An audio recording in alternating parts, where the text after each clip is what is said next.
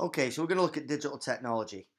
Hopefully by the end of this we're going to understand a little bit more about CAD-CAM and then the different types of rapid prototyping methods that we have available to us. So let's start off with a simple question. What does CAD-CAM mean? Can we give any examples? When we look at CAD-CAM, we're looking at computer-aided design, computer-aided manufacture. So we CAD, computers, graphic tablets, scanners, internet access, 2D, 3D software. CAM, computer-aided manufacturer, CNC lathes, millers, routers, laser printers, laser cutters, 3D printers. You know, what we've got with CAD-CAM, it's completely revolutionised design because we can essentially get computers to design what we're doing and we can get computers to make those things. Obviously, there's a lot of information that we're refreshing from year 7, 8, 9, 10, 11, and obviously we're repeating it in year 12. This video, only keep it on for a few seconds, but it's essentially looking at how CAD started in the very, very, very beginning. In the computer-aided design laboratory, we're conducting research in 3 major areas. So you're looking at starting, this was advanced for its time, really quite advanced. And just looking at a very simple component. Now, when we move this on now, we're looking at actually CAD in the 21st century. So we're looking at how much it is kind of advanced in terms of using computers to fully explain how this combine harvester works.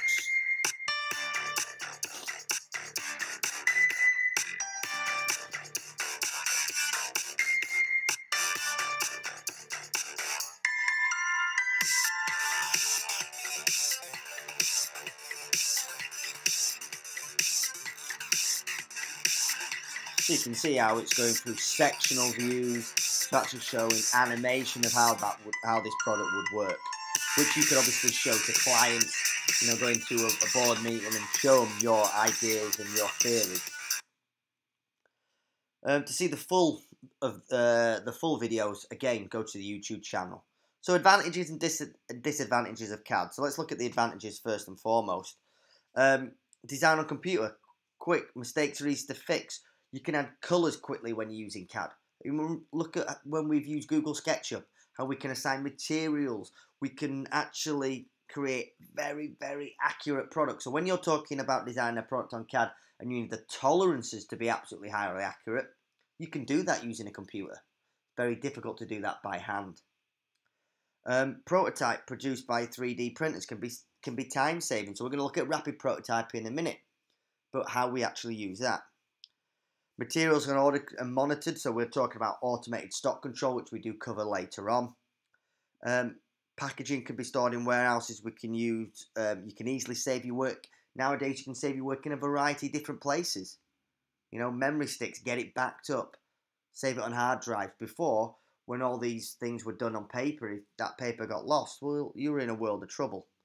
High initial setups can be high because of the computers, because of the actual systems that are in place. This video we've got here about the disadvantages of CAD-CAM obviously isn't embedded in here, but again, it's on YouTube. It's 30 minutes long, but it's well worth watching. Okay. So before we go into testing and modelling, let's just look at the disadvantages of CAD-CAM. Obviously, that high initial setup cost, isn't it? And I think that's the main sort of disadvantage there. But also, don't forget, computers can crash. Computers break. And therefore, if your computer's break in the middle of design or in the middle of manufacture, then clearly that might have a delay in the order, which could cost you money. The main advantages we've got there of CAM is that they can be produced accurately, consistent properties. Every Coca-Cola bottle that is made is exactly the same. Okay, so let's look at testing and modelling. There was a little task that we did in lesson about how important is testing the success of a product, how important is modelling in the success of a product. Well, if we look at testing first and foremost, if your product isn't tested, then how do you know it's going to work? How do you know it meets the client specification? You don't, so therefore testing becomes really important. It could be that if you're testing a car and you're testing the aerodynamics of that to see how fast it goes, then you won't know unless you test it first, and you could simulate that. Or the alternative is to waste millions and millions and millions of pounds of building that product, testing it, and then realising, well, actually, I've got to change it anyway. So therefore, that test, in terms of the success of a product, can be absolutely crucial because it might be a set budget for a project. And you don't want to blow that on making the actual thing itself. The test is good because obviously if a product fails, you can correct that before you actually go into full production. That in time can save you money. Again, it could save you time. You could be checking the safety of that. Why is modelling important? Well, modelling goes hand in hand with testing because you need a model to test. You could be looking at lots and lots of little visual models first and foremost, which you could take to your clients to actually say, look, this is what I'm going to make. This is how it's going to look. This is going to be the feel of it. But then what you might do then is make an actual full-scale model, which can lead to all the testing. You could take that model to trade shows, to try and gauge people's opinions, to carry out focus groups on whether or not you should actually make this product.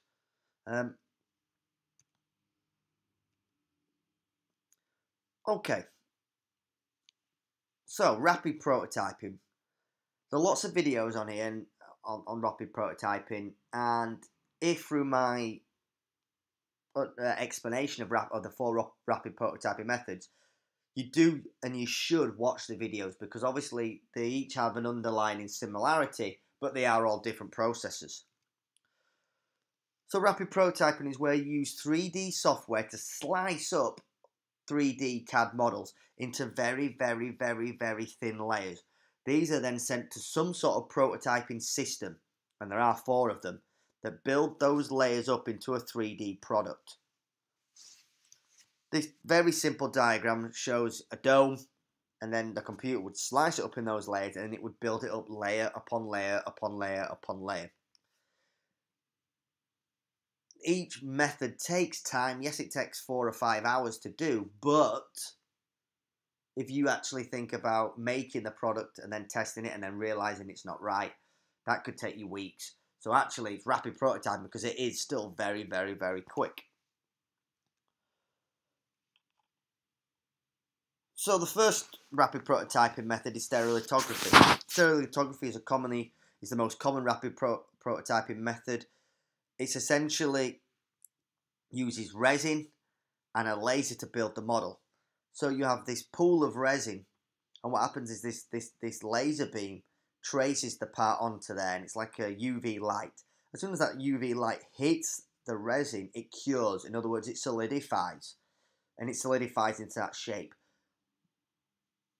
That layer would then lower, allowing resin to move over the top of that layer, and the laser would happen again, solidifying that new layer on top of the old layer, and then it would move down. And again, this would just repeat until the full layer is made. When you're looking at object manufacture, it's the same thing. It's still building it up in layers, but instead of using resin this time, it builds up layers of adhesive coated material. So it could be adhesive coated plastics, for example.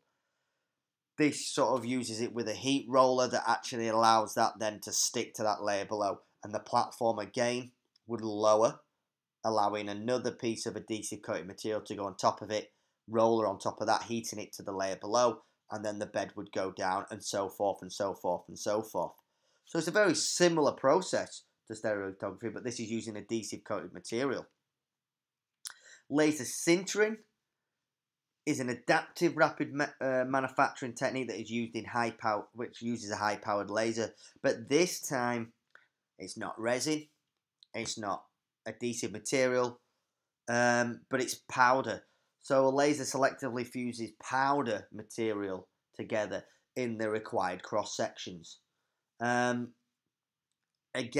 it all works on this bed that lowers down once that layer is complete. In this case, a roller would actually put a new layer of powder on top of that, and then the laser would solidify the powder on top of that layer that's been lowered, and so forth and so forth. And then the last one is 3D printing. Now, 3D printing has really come about in recent years, where now we can actually use 3D printers in school. You can do 3D printers at home, just as you would a paper printer linked up to a computer. You can do exactly the same now, and you can buy these quite cheaply. But it's a unique form of printing that's related to traditional rapid prototyping techniques. A three-dimensional object is created by layering and connecting successive cross-sections of materials together. It's kind of used like an ink cartridge, and traditionally you can use ABS material that successfully layers of plastic on top of each other. Now, like computering, this can be done in different colours as well. So you program those different colours into your 3D model, they will come out of the printer. The videos I would employ to watch, particularly the BBC one, where the BBC video talks about how they've made a bike using, I think it's actually laser stringent, because I think it's powder that they use. But have a look at each process, consider each process on its merits, in terms of how you can actually use rapid prototyping, how that can actually increase the success of a product. Also think about what benefit does rapid prototyping have for the consumer, the manufacturer, the designer, the marketing team, and the client. Well, in this respect, the benefit it has is it allows you to see that product in quick time. Yes, you can visualize it on a CAD system, but actually if you can physically hold the look of that product, the shape of that product in your hand, then surely you're going to have a better understanding of whether or not it meets your specification. You know, as a manufacturer, you could say, okay, let's rapid prototype it, let's test it, let's test that it works, let's test that it fits all the components. You know, if it's for an outside of a mobile phone, for example, let's see if we can actually assemble it. The marketing team thinks this is vital because they take it to trade shows to actually show that product off. And if they can show that product off, then there might be an increase in demand in sales, and therefore we could use, or we could actually get the go-ahead to then think, okay, we've got the assured demand, let's go on to mass production techniques. Okay, so we talked a little bit about automated stock control in CAD, and then if we were looking at manufacturing systems in the last lesson, we were looking at stock control. Well, look at the stock control now in terms of why do we do it, and what does that term particularly mean? Well, it means controlling the amount of stock that you've got in your particular factory as a manufacturer. You know, let's go on to the just-in-time manufacturer again. If you've got a fully automated system that's actually looking after your stock levels, and they know when things are running down to when you need to order it, it's going to make you more efficient. Obviously, there's advantages. If there's a delay in that, then it could cost you money, and obviously if the system crashes, again, there could be a delay. But stock controls allows production to flow without any costly holds-up, essentially. It allows sufficient raw materials and components to be readily available to ensure customer demand is met. And let's face it, as a manufacturer, that's what you're looking at. Stock control is now an automated process. Computers system uses digital recognition, so you're looking at lasers and sensors to monitor that. Links are easily made to purchasing departments, marketing and sales departments to predict sales, therefore allowing sufficient orders to be placed. EDI, electronic data interchange. This is just a way that data can be exchanged between computers within a company. So it's kind of like a clever system where computers can talk to each other to make sure everything is running in sync.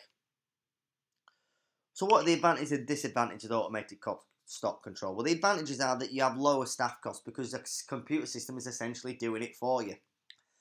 As a result, because you're using a computer, it should eliminate human error, so therefore you should have improved efficiency and also speed. You know, computers don't need to take breaks. They can be working 24/7. Efficiency can lead to price reductions. What they can do, because if you're producing more product, you can then afford to offer a lower price. If you can offer a lower price, you're probably going to get more business.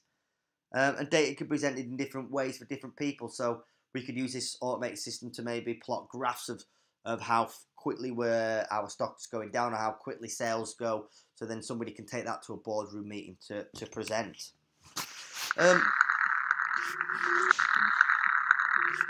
This video just looks at an automated system that's held in the roof.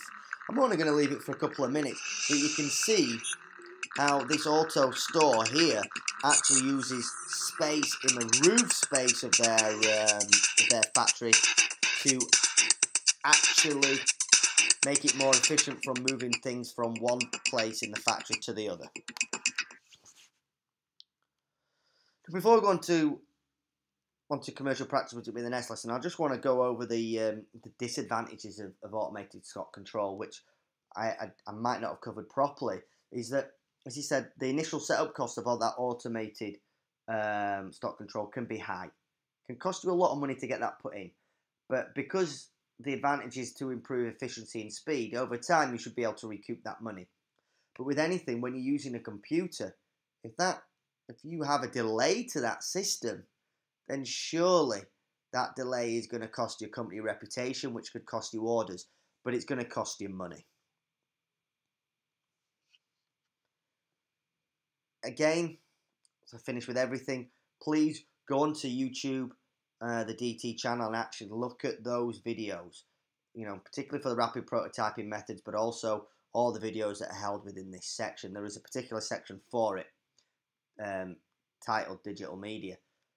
Also, get onto Moodle and download the help guides and download the notes, and make sure that you can download this Prezi, and then you can revise this particular topic.